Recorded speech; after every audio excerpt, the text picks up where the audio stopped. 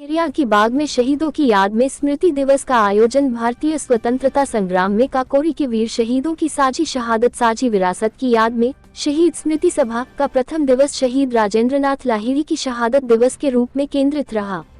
स्मृति सभा शुरू करने से पहले शहीद वेदी पर पुष्पांजलि अर्पित करते हुए काकोरी के शहीदों व किसान शहीदों को श्रद्धांजलि दी गई।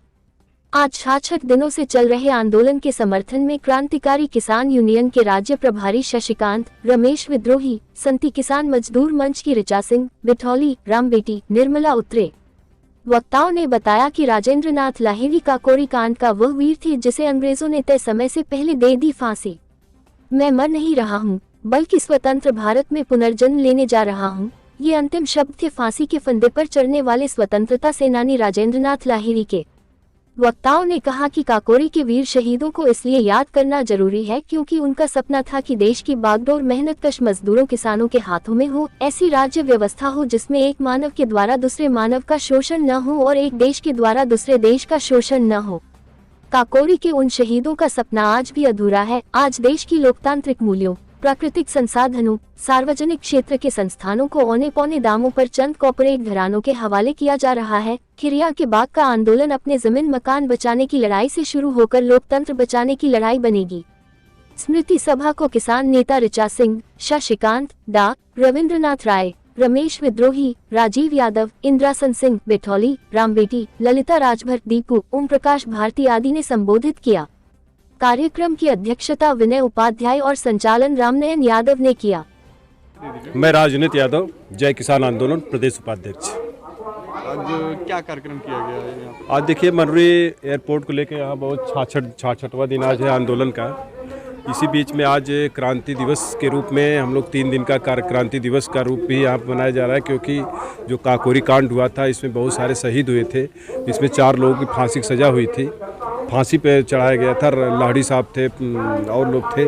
तो आज यहाँ पर शहीद दिवस के रूप में भी मनाया गया। सभी हमारे क्रांतिकारी पुष्पांजलि अर्पित की और अभी कार्यक्रम चल रहा है और बहुत ही सभी लोगों ने नम आँखों से शहीद दिवस मनाया और सभी लोगों ने संकल्प लिया कि जब तक हमारी ये लड़ाई, वो जो क्रांतिकारी थे अंग्रेज़ों से लड़े थे हमारी ज़मीन बचाने के लिए, आज हमारी भी ज़मीन बचाने के लिए लड़ाई है और हम जब तक ये ज़मीन बचाएंगे नहीं तब तक जो है कि हम यहाँ से हटेंगे नहीं। उनसे सीख लेते हुए हमें इससे लड़ना है। राजीव यादव, संयुक्त किसान मोर्चा। क्या कार्यक्रम किया गया? कौन लोग? आज शहीदों की याद में यहाँ पर साझी शहादत साझी विरासत दिवस मनाया गया। ये 3 दिनों तक चलेगा और 11 किसान जो इस आंदोलन के दौरान शहीद हुए हैं उनको भी याद किया गया। और हमारी मांग है कि जिस तरह से 750 किसान शहादत हुई 13 महीने में दिल्ली के बॉर्डर पे, 11 किसानों की शहादत यहाँ पर हो चुकी है। सरकार तत्काल मास्टर प्लान के फैसले को वापस ले, यहाँ के आंदोलन के साथ खड़ी हो, जिससे कि यह आंदोलन जिसने कहा है कि हम ज़मीन नहीं देंगे इसके का सम्मान करे और सरकार तत्काल वापस जाए। नहीं जाती है फिर देखिए, आपकी बार आजमगढ़ में जो है लोगों को ठंड नहीं लगेगी और इसलिए ठंड नहीं लगेगी कि अब की बार ये आंदोलन जो है सिर्फ आजमगढ़ ही नहीं पूरे पूर्वांचल में गर्माहट ला चुका है। और अगर सरकार अपने फैसले से वापस नहीं हटती है तो ये सवाल सिर्फ और सिर्फ खिरिया का बाग का सवाल नहीं रह गया है, ये विधानसभा में भी उठा है, लोकसभा में भी उठा है। आने वाले दिनों में 22 तारीख से हमारी बनारस से किसान संघर्ष यात्रा यहाँ पर पहुँचने वाली है। अब ये आंदोलन किसी पहचान का मोहताज नहीं है। इन आंदोलन की जो हमारी माताएं बहनें, इनके संघर्ष को आज पूरे देश और दुनिया जान रही है। और हमारा साफ कहना है कि यह सरकार जो एयरपोर्ट का मास्टर प्लान है उसको तत्काल वापस ले, इसी में अपनी इज्जत बचा करके यहाँ से योगी जी, मोदी जी जाएं। राइट नहीं है, गरीबों के बच्चे पढ़ते हैं, अस्पताल में चले जाइए, CSC PSC पे कहीं भी कोई महिला डॉक्टर नहीं है, न कोई बच्चों का डॉक्टर नहीं है। कुत्ता काट ले तो सुई का मतलब इंजेक्शन इनके पास नहीं है। तो आखिर कौन सा विकास लाना चाहते हैं? दूसरी चीज कि हम लोगों के आंदोलन के दबाव में यहाँ के विधायकों ने सदन में बात उठाई। और मैं एक बात बार बार कहता हूँ कि जो पॉलिटिकल पार्टियां हैं, राजनीतिक दल हैं, सपा बसपा कांग्रेस भाजपा, ये लोग चुनाव में फंड कहाँ से लाते हैं, पैसा कहाँ से लाते हैं? ये पैसा कारपोरेट घरानों से लेके आते हैं।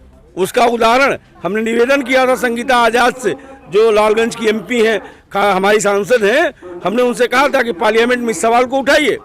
तो वहाँ वो जमीन न देने का सवाल जमीन न देने के सवाल उठाने के बजाय मुआवजा बढ़ाने का सवाल उठाया, जबकि इस देश में कानून है, भूमि अधिग्रहण कानून 2013, और वह कानून कहता है कि अगर 70% किसानों की सहमति नहीं है तो प्रोजेक्ट नहीं लगेगा, प्रोजेक्ट नहीं लगेगा। इस आंदोलन का जो मकसद है वो सिर्फ इतना है कि यहाँ का किसान, यहाँ का मजदूर, यहाँ का गरीब अपनी ज़मीन नहीं देना चाहता है, और कुछ लोगों में भ्रम है कि आंदोलनों से चीज़ें नहीं बनती। बहुत लोग चौराहे कहते हुए मिल जाएंगे, सरकार तो ज़मीन ले ही लेगी।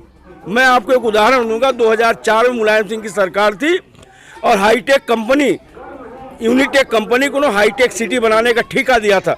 बनारस में 10 गांव की ज़मीन लेनी जानी थी। उस गांव के नाम मुझे याद है, कुरौता, फतेहगंज, ऊंच गांव, इस तरह के गांव थे, 10 गांव लेने थे। हम लोगों ने वहां आंदोलन शुरू किया, उस समय मैं छात्र राजनीति में था। हम लोगों ने वहां आंदोलन शुरू किया, 4 से आज 22 आ गया, 18 साल हो गए। सरकार का एक ईंटा वहाँ नहीं रखाया, जबकि 250 एकड़ जमीन उन लोगों ने खरीदी। आज वहाँ हम डिमांड कर रहे हैं, मांग कर रहे हैं, वो ज़मीन जिन किसानों ने बेचा था उसकी वापस कर दो। दूसरी चीज़, ये पूर्वांचल एक्सप्रेस वे बना, जितने पट्टे की ज़मीन थी, जितने लोगों के पट्टे थे, किसी को 1 रुपया मुआवजा नहीं मिला। आबादी की ज़मीनों का 1 रुपया मुआवजा नहीं दिया इस सरकार ने। तो देखिए, नाटक करना दूसरी बात।